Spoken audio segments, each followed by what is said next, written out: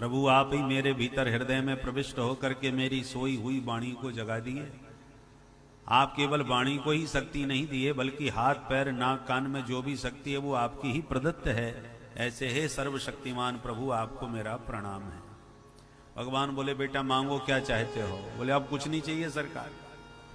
भगवान बोले पर हमारी इच्छा है, घर जाओ और पिता के सिंहासन पर बैठ के 36,000 वर्ष राज्य करो, उसके बाद मेरे दिव्य ध्रुव लोक को प्राप्त करोगे। ऐसा कह के भगवान अंतर्धान हो गए और ध्रुव जी बेचारे मुंह लटकाए पछताते हुए घर आए कि मतिर विदुषता देवई पतत भी असहष्णु भी। ये देवताओं ने बुद्धि खराब कर दी, ये क्या कूड़ा करकट मांग लाया। पर जब राजा को पता चला कि बेटा सकुशल घर आ रहा है तो पूरी प्रजा के साथ आगे बढ़ के बड़ा जोरदार स्वागत किया। यस्य प्रसन्नो भगवान गुणैर मैत्र्यादिभिर्हरि तस्मै नमन्ति भूतानि निम्न माप इव स्वयं। जा पर कृपा राम की होई, ता पर कृपा करें सब कोई।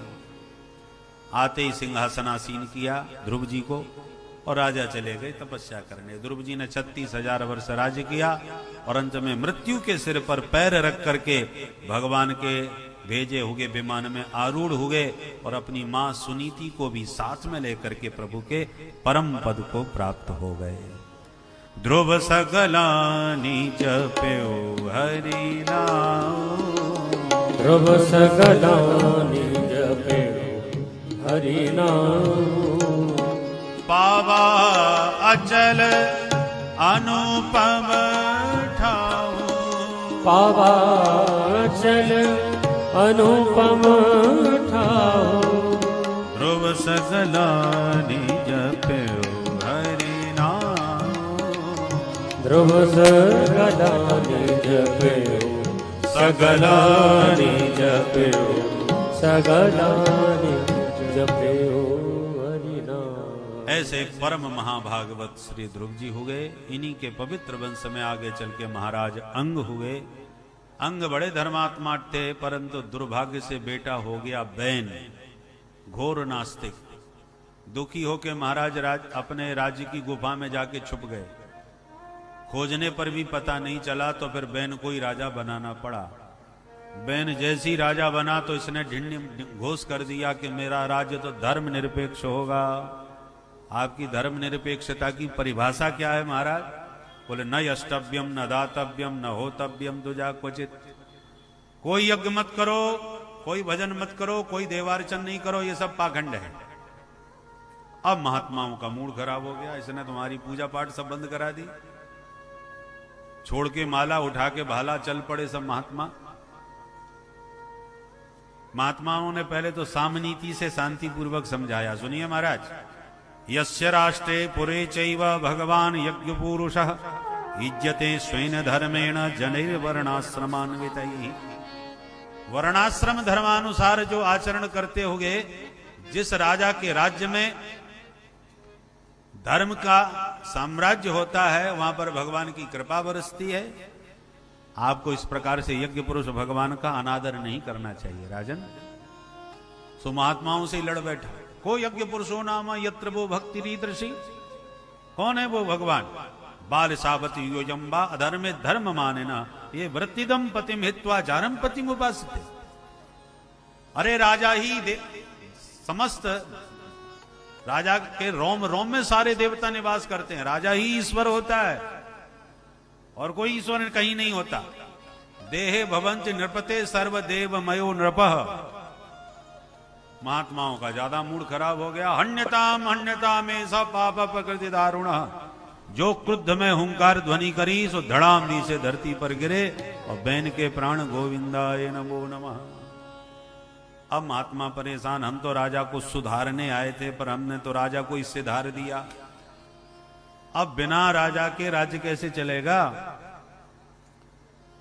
तो मंथन किया मंत्रों के द्वारा। तो पहले निषाद की उत्पत्ति हुई, पुनः मंथन करने पर भगवान अर्ची देवी के साथ पृथु रूप में प्रकट हो गए।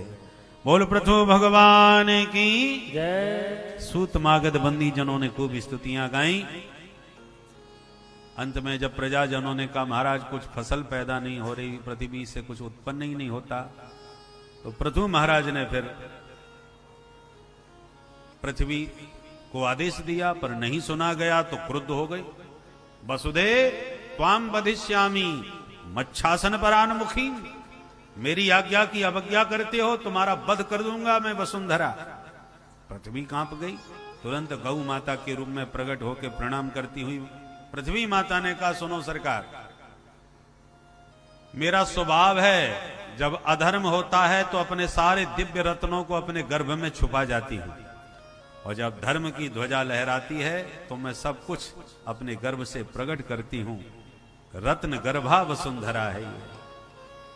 तुम्हारे पूर्वजों ने बैन जैसे अधार्मिकों ने धर्म की हानि करी, और जो धर्म विरुद्ध आचरण करता है पृथ्वी फिर अपने रत्नों को अपने गर्भ में छुपा जाती है। पृथ्वी माता ने जो एक बात कही है वो बड़ी महत्वपूर्ण है आज के संदर्भ में, ध्यान से सुनिए। अस्मिन लोके थवा मुस्मिन मुनिभिस्तत्त्वदर्शिभिः दृष्टा योगाः प्रयुक्ताश्च पुंसां श्रेयः प्रसिद्धये। अस्मिन लोके थवा मुस्मिन, इस लोक में अथवा उस लोक में जो भी अपने जीवन में सुखी होना चाहता है, सुख शांति पाना चाहता है, तो मुनिभिस तत्वदर्शी भी, वो तत्वदृष्टा मुनियों ने अपनी दिव्य दृष्टि से देख करके जो मार्ग बतलाया है, दृष्टा योगा प्रयुक्ताश्च, मार्ग मनमुखी नहीं है, प्रैक्टिकल है, माने विज्ञान संयुक्त बताया हुआ वह मार्ग है, प्रैक्टिकल किया हुआ मार्ग है जो ऋषियों ने बताया है। उसी मार्ग पर चल करके लोक और परलोक की सिद्धि प्राप्त होगी। नहीं तो जो परलोक को न भी मानते हो तो इस लोक को तो आप देख ही रहे हो। इस लोक में ही सुखी नहीं हो सकते, परलोक की तो बात ही छोड़ दो।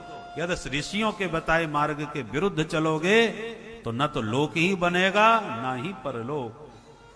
दोनों लोकों को, कोई कहता है हम परलोक को मानते ही नहीं, तो परलोक को मत मानो, इस लोक में तो सुखी रहना चाहोगे, तो इस लोक में भी सुखी रहने के लिए तुम्हें संतों के बताए मार्ग पर ही चलना पड़ेगा। आज हम उस मार्ग को छोड़ के जा रहे हैं, जिसके कारण हम इस जन्म, इस शरीर में ही सुखी नहीं रह पा रहे। बचपन से सीधे बुढ़ापे में प्रवेश करते हैं, जवानी तो कब आगे चली गई पता ही नहीं चलता। बोलो राधे राधे।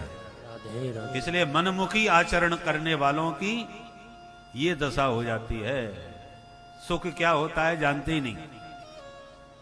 गृहेषु कूट धर्मेषु दुख तंत्रे स्वतंत्रतः कुर्वन् दुख प्रतीकारम सुखवत मन्यते गृही। कपिल भगवान का वचन है। हम लोग सुख क्या होता है ये जानते ही नहीं, दुख के प्रतीकार को ही सुख मान ले लगते हैं। बहुत सुंदर पृथ्वी माँ ने निवेदन किया और अंत में पृथु भगवान ने सारे तत्वों का दोहन पृथ्वी रूपी गौ माता से किया। सबको अलग अलग पात्र बना करके सारे रत्न दोह लिए। चारों तरफ धर्म की ध्वजा लहराने लगी, चारों तरफ धर्म की जय जयकार होने लगी, विशाल यज्ञ होने लगे। इंद्र डरने लगे 100 यज्ञ करके कहीं शतक्रतु न बन जाए, तो यज्ञ का घोड़ा चुरा के इंद्र भाग लिए। पता लगने पर पृथु महाराज को क्रोध हुआ इंद्र पर। ब्राह्मणों ने कहा आप क्रोध मत कीजिए, हम ऐसा मंत्र पढ़ेंगे कि इंद्र को ही पकड़ के हवन में स्वाहा, न लड़ाई न झगड़ा। तो कर दो ऐसा। जो मंत्र पढ़ा तो मंत्राधीना देवता, देवराज इंद्र मंत्र की शक्ति से खिंचे चले आए। पकड़ के स्वाहा करने ही वाले थे कि ब्रह्मा जी प्रकट हो गए। भाई ब्राह्मण देवताओं, इंद्र को ही स्वाहा कर डालोगे, ऐसा मत करो भाई। समझाया, पृथु महाराज को समझाया तो पृथु महाराज मान गए, इंद्र को क्षमा कर दिया। तो भगवान नारायण प्रकट हो गए। तुरंत ब्राह्मणों सहित पृथु महाराज ने भगवान की स्तुति करी। भगवान बोले क्या चाहते हो? पृथु महाराज ने कहा हमें तो 10,000 कान दे दो महाराज। इतने कानों का क्या करोगे? बोले 2 कानों से आपकी कथा सुनकर के मन संतुष्ट नहीं होता, इसलिए विधत सुकर्णायुत में सवे वरह, 10,000 कान हो, निरंतर आपकी कथा सुधारस पान करता रहूं। जिनके श्रवण समुद्र समाना, कथा तुम्हारी सुभग सर नाना। ऐसे भगवान पृथु हुए।